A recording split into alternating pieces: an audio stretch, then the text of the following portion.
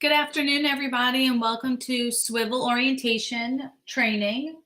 You're here today with Stephanie Burton, Cole Wilkins, and Lisa Thoman, and we're going to go through an overview of what Swivl has to offer to our teachers and our students as we are going through remote learning and face-to-face hybrid learning.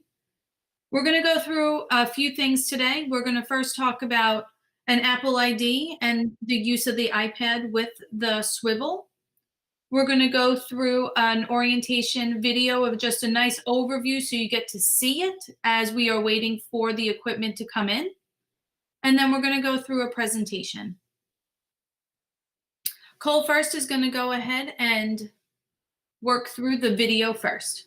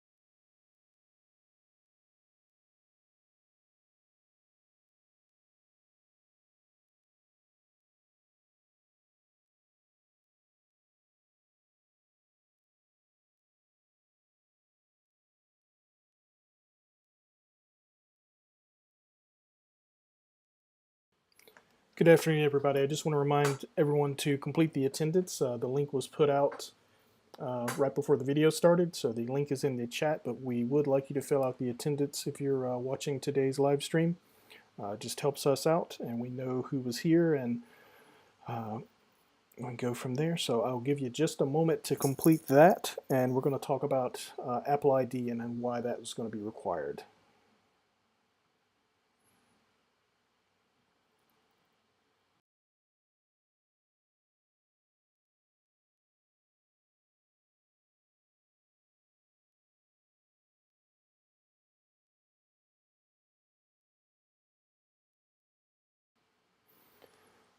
Okay, I'm going to put the link in the chat in just a moment for how to create a Apple ID if you don't already have one. I'm sure many of our staff members probably already do have an Apple ID as they've been exposed to iPads previously. But an iPad is pretty much a requirement with this Swivl device. It's the tablet of choice that we're going to be using for these Swivl robots to hold the Google Meet session. So you will need an Apple ID to facilitate downloading the apps and everything on that. We use the Jamf Pro Mobile Device Management solution for our student iPads, but we do not use that for staff devices. We let the staff use their own accounts that they can set up with their own work account or potentially even a personal email address for the Apple IDs.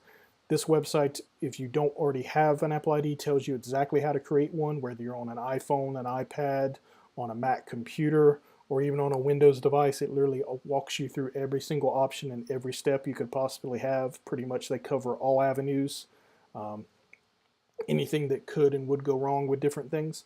Now, most of you, if you do not already have one, I'm sure you do not want to put any billing or credit card information as part of the setup process. There is a way to get around that. Step number 6 here talks about that. Generally, the traditional way to get around that process is you would try to download any free app from the App Store on the iPad without being logged into an Apple ID, obviously because you don't have one. It would at that point prompt you to log in or create, and you would just simply say create, and you would go through the setup process and put in the information that is required, and eventually when you get to the billing section, you should be able to see none as an option. If you are not able to see none, there's a couple of links here that would tell you what you could do if you could not see the none option. Sometimes it may not be present at all, or it might be grayed out where you can't select it. There's a couple of links there that tell you what to possibly do to make it so that you can see it. And potentially worst case scenario, if you are not able to get around it, you may be required to put in some billing information with a credit card. But it tells you that as soon as you finish the setup process on the account, you could immediately log back in and then remove it. And there's links there talking about that as well. But I'm going to put this link in the chat for everyone so you can have this information, and I'm going to toss it back to Stephanie. Good afternoon. Our purpose in this training is to make sure that you guys have a good understanding of the equipment that your school may have purchased and some of the basics of, you know, the setup and what that looks like on your end. There will be further training later on once the devices themselves get here. But we're going to start off with taking a look at the setup on an iOS. iOS being the operating system we'll use for the iPads. iPads are what the device is that the district is mainly using. Pretty much all of the teachers would use an iPad for this. So we're going to start with looking at the components of this. So as you're looking at this particular slide, over on the left-hand side, we have the Swivl C series, which could be a Swivl C3 or a C5. That's the robot. That's actually the iPad sitting on the actual robot itself with the markers, and we'll talk about those as we move along our presentation. There is an app for Swivl that you will technically have to download on your mobile device, your iPad. You will see on the far right that we do talk about or actually show Swivl Teams as the beginning part of this. Swivl Teams would come training at a later date if more schools actually purchase that. There is a free subscription to it, but in order to have the Pro, this is actually a area where editing can take place for videos and things like that, like a library. So your school may have purchased that. If so, we'll add that to part of the training as well. Moving right along, as far as our live stream that we're going to use, you do know that the district does support Google Meet. So Zoom is X'd out. Students will not and do not have access to Zoom any longer. Microsoft Teams, we did want to show that these are compatible. However, the district is supporting Google Meet, which is what we've been using for remote learning all year. Let's talk about getting to know the robot itself. So once you receive the actual iPad, inside of the robot itself, you do have what's called a grip. The grip is where you can adjust it to actually, once you get your iPad to sit inside of it, you'll have the capability of adjusting it so that, you know, it does hold it into its particular area. When we talk about the ports on the back of it, this is a slide showing the actual ports themselves, being able to connect the mobile device to the actual robot itself. You have a charging base there, and also you have your USB cable with the capability of connecting. I'm giving a minute for the presentation to kind of catch up. So with this being said, this is actually, again, the areas on the back of the robot to connect your iPad and your charging as far as your USB cables as well. Now, when we talk about the indicators for the LED lights, what does that technically mean for you as a teacher?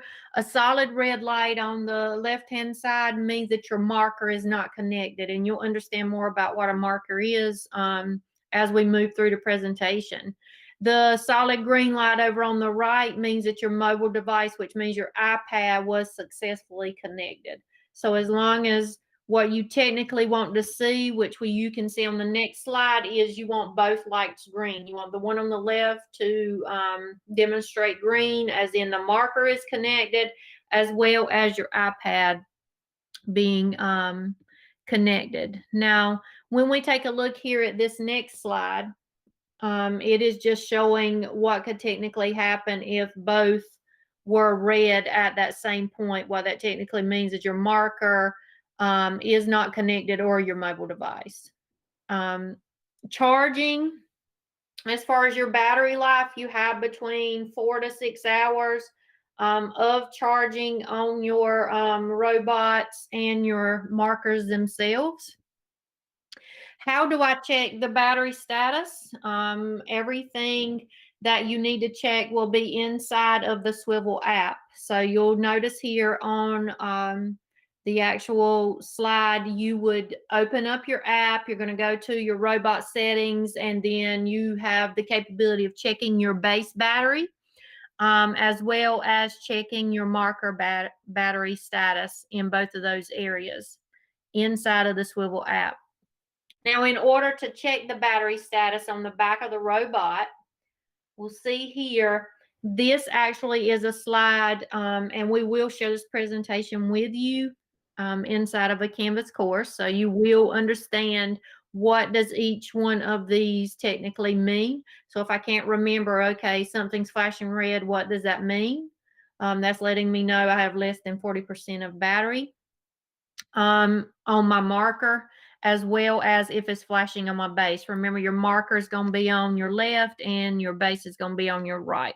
So those actually explain what happens when I have flashing red, flashing green, and solid green. And we technically want solid green. Now, when charging the Swivl base, how do I actually do that? You want to do that on a daily basis if you're using it continuously, and you do have a charging cable that comes with it that will connect and just charge it. You'll just plug it into that area as demonstrated on that slide. Let's talk about the Swivl markers for a second. Your marker is technically what you will use as like a microphone. It will be attached to you. You do have a marker for the charging for that, as well as your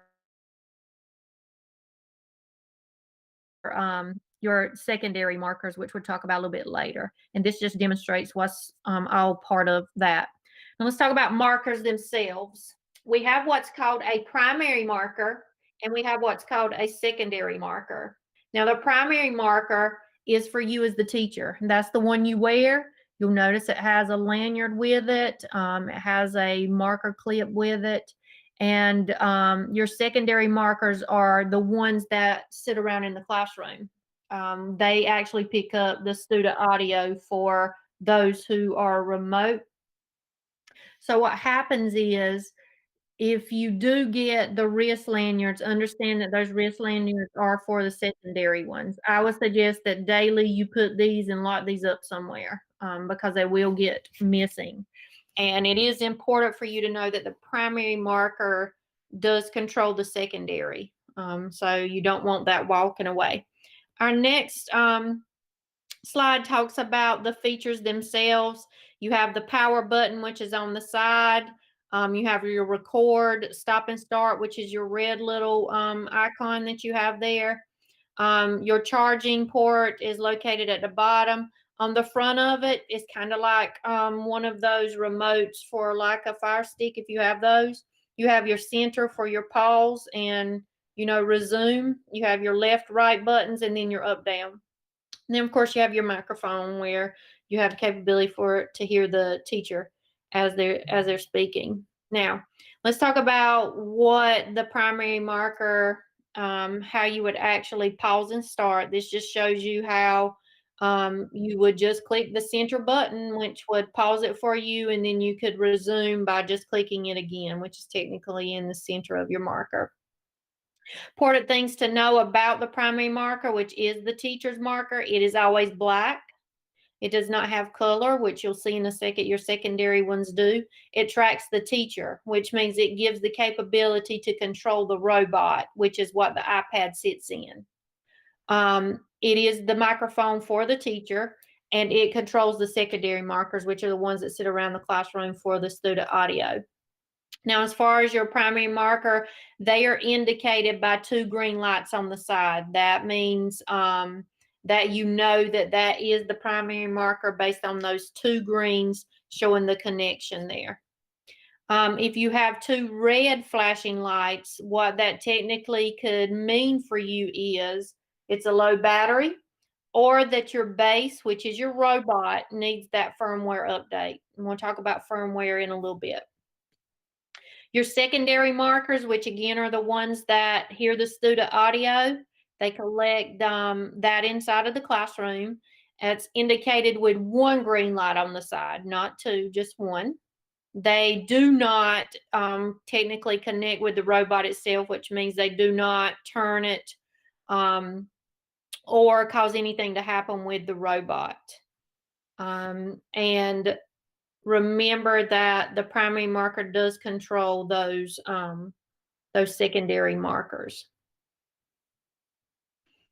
This is just showing the difference. Both of these screens are just showing that the colors on the top of the markers represent, that's a secondary marker, versus the CX robot. It's according on which one you get.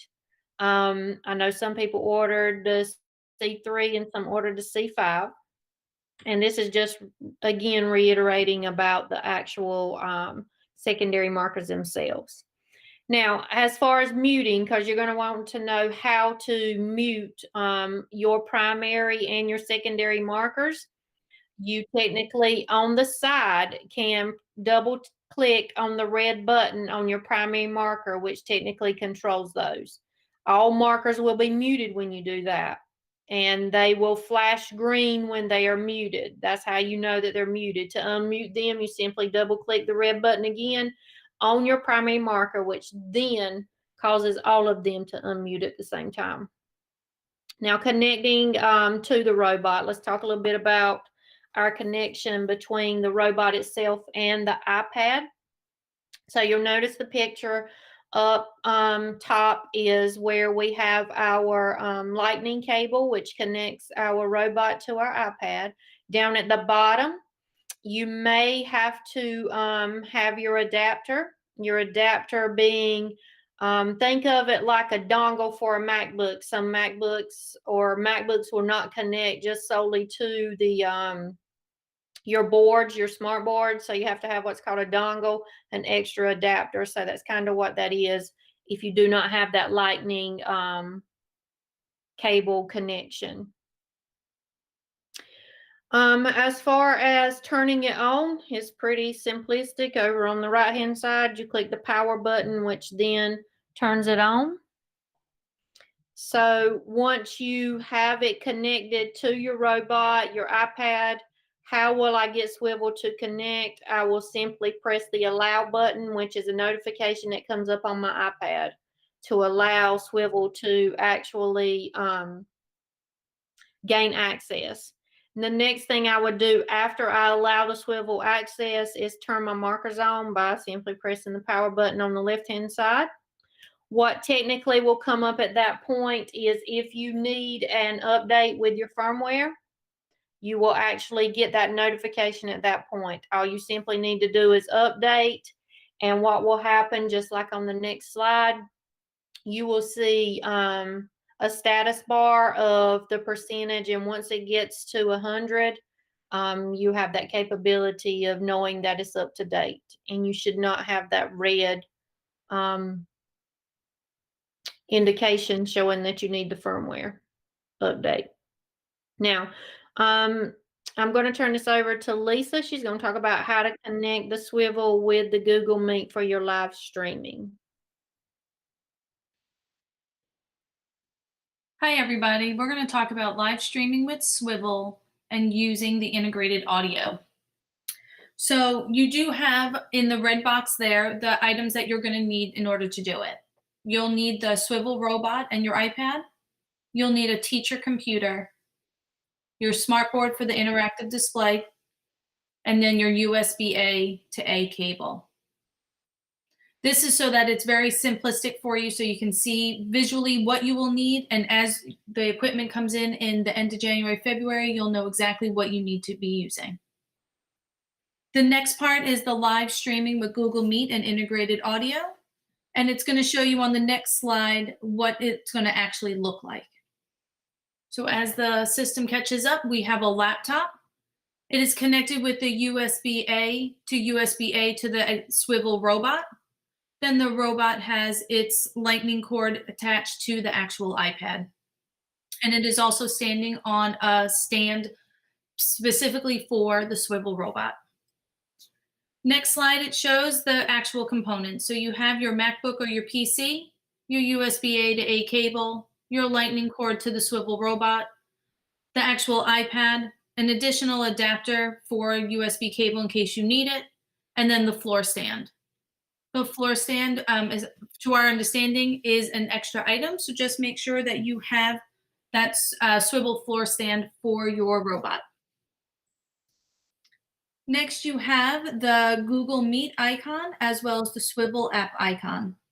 So make sure on your iPad device that both these apps are loaded on your computer, or excuse me, on the iPad, and why the importance of the Apple ID, as explained earlier.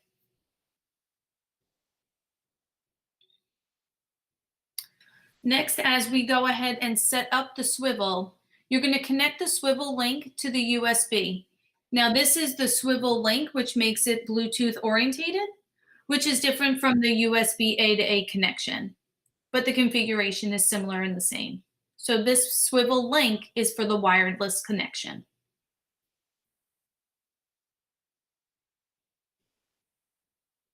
On the next slide, you're going to see the difference between the USB-A connection to the laptop or the Swivl link connection to the laptop. So one is Bluetooth, which is your Swivl link that will connect directly with the robot, versus the USB-A cable will connect from the laptop directly to the back of the actual robot. On this slide, you're seeing the red and green power on button and connectivity, and how to press and hold down the power button to turn on the robot.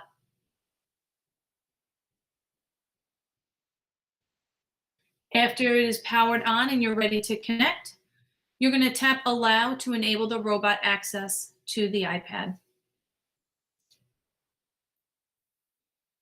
The same will appear for the markers. You're going to turn on the markers by pressing the power button, and then it will pair. Keep in mind that you want to make sure the firmware is up to date, and it will prompt you to update if necessary. Next, we're on the teacher computer. So again, the teacher computer, you're going to do as you already know how, is launch a Google Meet session. And you're going to click on the settings area in Google Meet. When you click on the settings in Google Meet, you'll have the opportunity to change the microphone to the Swivl audio input interface. And the arrows show the description there. You will also on the iPad, or excuse me, on the teacher computer, turn off the video. But keep in mind, you still will be able to screen share. Next, it's going to prompt you to go back to the iPad and open the Swivl app. From the home screen, you're going to click on Google Meet, and you're going to actually tap on Google Meet. So from the Swivl app, you're going to go to the home screen, tap on the Google Meet as your selection of streaming. Then from there, you do always have other opportunities to use other features, but in PSRC, we are supporting Google Meet.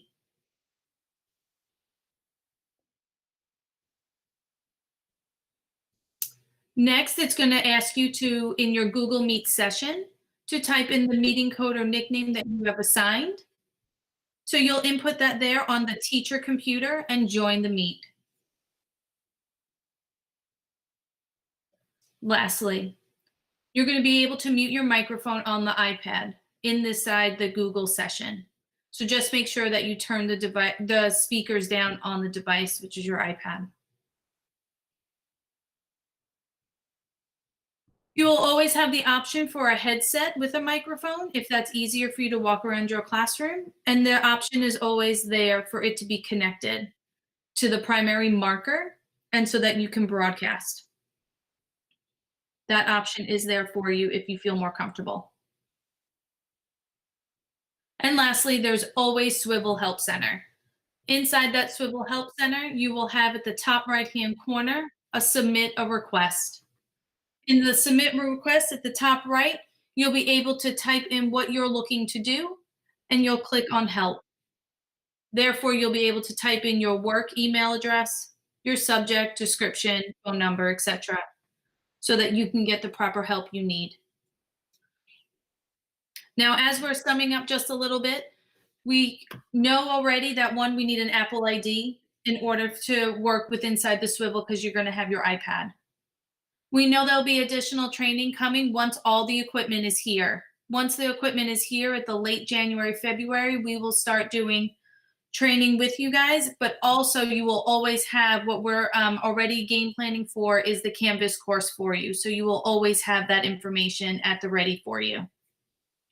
Please make sure that you fill the attendance link out that was provided in the chat. It will go on there again also in case you had missed it or don't have the ability to scroll further up. If any of you have missed the recording for today, the link will work once the recording has commenced today. You'll be able to click on that same link to be able to hear the whole presentation again. Inside the chat, there's also that support Apple area for the Apple ID section.